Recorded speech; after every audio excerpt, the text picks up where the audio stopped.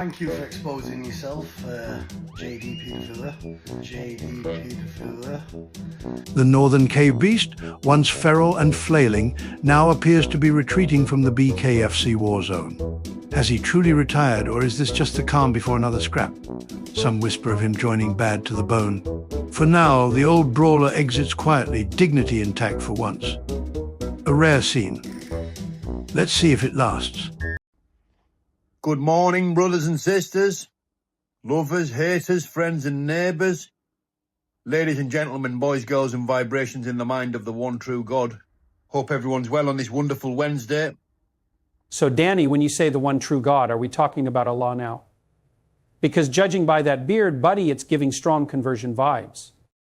But hey, credit where it's due, it's a good look. You could start a mosque or a fight club. Or maybe both. I've been out on my walk this morning. The walk that I done every day for 11 weeks while I was in camp.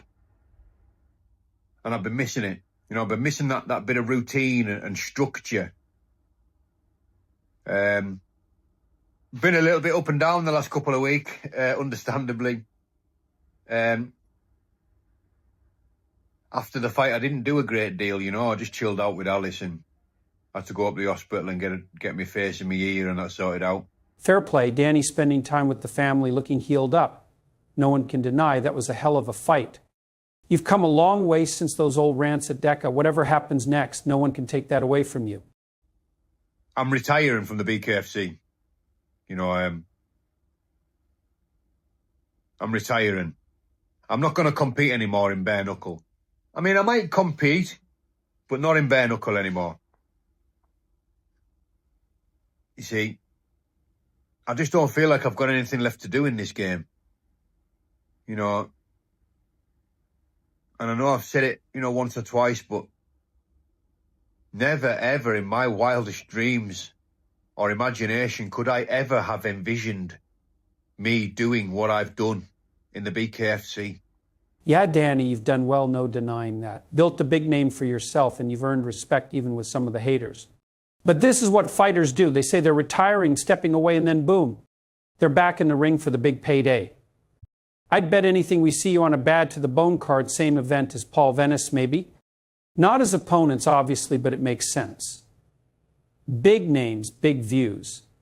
This so-called retirement feels more like a pit stop than the final bell.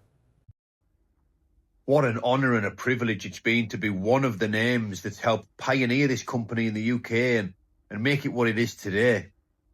Bare knuckle for me is where it's at. You know, I love the Bkfc. And I mean, love it. You know what I mean? I love the sport. I love the company. I love the game. What a company.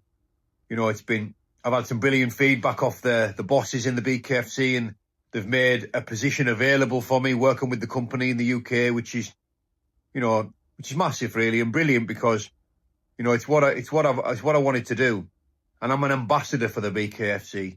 You know, I really do love this game, but I've decided, you know, enough's enough, and I do feel like I've still got fight in me, and a lot of people in the bare knuckle community telling me that I shouldn't retire.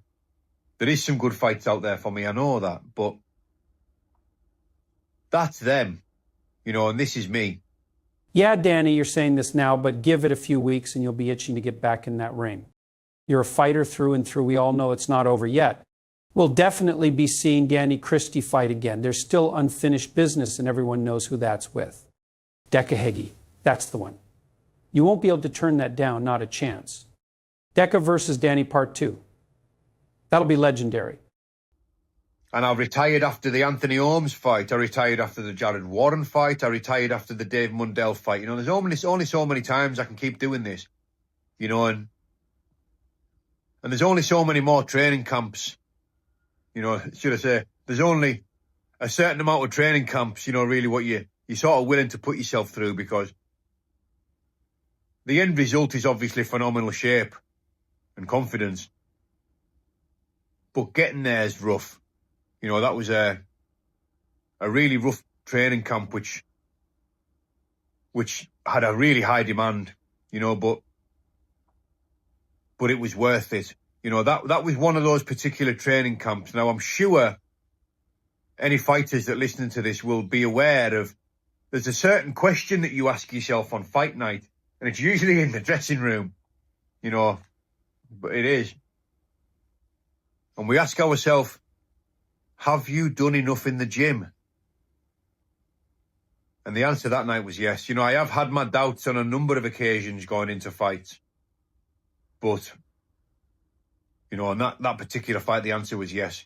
There was no stone unturned. And more so in this camp, my nutrition. My nutrition was on point. You know, it took me a long time to realise, you know, that when it comes to food, less is more. You know? Yeah, Danny, you're saying all the right things, but let's be honest. Could you really turn down an open weight bout with Bkfc? He was heavier last time, and he'll be heavier again, but that's the nature of it. Weight doesn't matter in an open weight scrap, just pride. And let's not forget, some say Deca put you down a couple times. You didn't get knocked out, but this is your chance to silence all doubt once and for all. You gave away serious weight and still went to war. Now you've got the chance to end it properly to prove you were the better man. That's the elephant in the room. Don't rob us of that. It would be legendary. You know, fasting just does wonders for your body. You know, and eating high protein, high fat foods changed the game. And yes, I've ate donuts and I've got half a box of Krispy Kreme upstairs. I've ate donuts and that every day since that fight for 2 weeks plus. And, you know, on that holiday, I just made a pig of myself. But, you know, sometimes we've got to go away in order to come back. Now, I don't just mean that in about fighting. I mean that in life. You know, like yesterday, that pain that I needed, I needed that pain. You know, I needed that depth and this, you know, to be in the depths of despair and that depression. I needed it because we don't know what's good without bad. Even though that ill feeling was self-inflicted. You know, I feel I needed it just to remind me of what I was missing. Hence today why I got up and I wrote things down and I went for a walk and I've connected spiritually. Jesus, Danny must got a good payday if he's tucking into Krispy Kreme. A box of those cost me a day's wages. But fair play, you've earned it, mate. Enjoy the sugar while it lasts. Danny's got a long list of haters in the past. Yeah, but I'm not here to judge. I go off what people show on YouTube, unless your name is Joy D. Poi, of course. That's a different story. I'll be exposing some truly grim stuff about Joy D. Poi soon, just gathering the evidence. Let's just say he'd fit right in with the cast of The Hulls Have Eyes. Meanwhile, Danny, he's delivered fights. Married in the centre of Newcastle. There's a brand new establishment opened up in